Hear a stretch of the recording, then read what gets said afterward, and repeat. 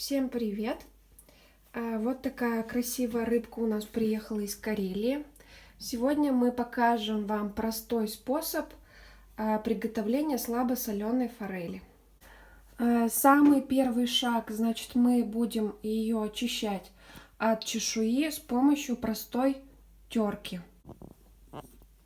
Берем обычную терочку и начинаем очищать. Вот таким способом полностью проходим, очищаем от чешуи всю рыбу.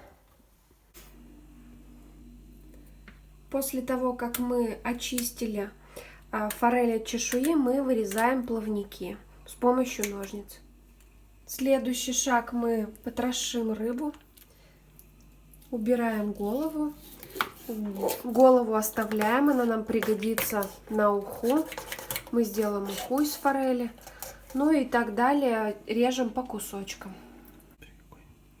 Цвет клевый. Рыба очень красивая. Начинаем разделывать рыбку. Убираем ее от костей. Вот с одной стороны, и сейчас другую часть. Прям по кости мы режем. Убираем косточки. Ну, тем, кому удобно, можете просто руками. У нас есть ножницы, мы делаем ножницами.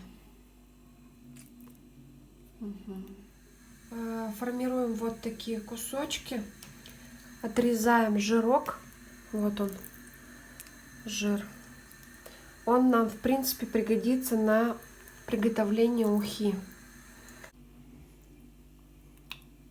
Чистого филе у нас получилось 1,304. Сейчас начинаем готовить, солить рыбу. Для приготовления слабосоленой форели нам понадобится 1 столовая ложка соли. Просто берем пищевую соль, не йодированную. 1 чайная ложка сахара, пару лавровых листов и черный перец горошком, штук 10-15, на 1 килограмм форели. Солим нашу рыбку со всех сторон.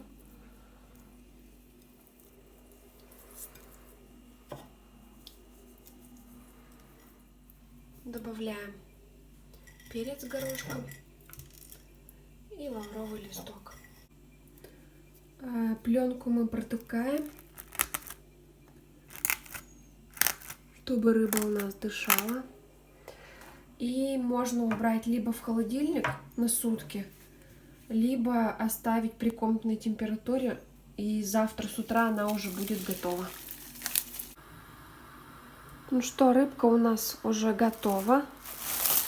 Открываем ее, смотрим.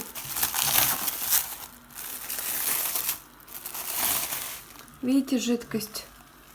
Вот эту жидкость всю нужно будет слить.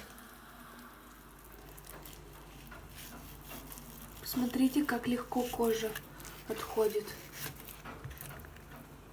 И рыбка у нас чистая. Приятного аппетита!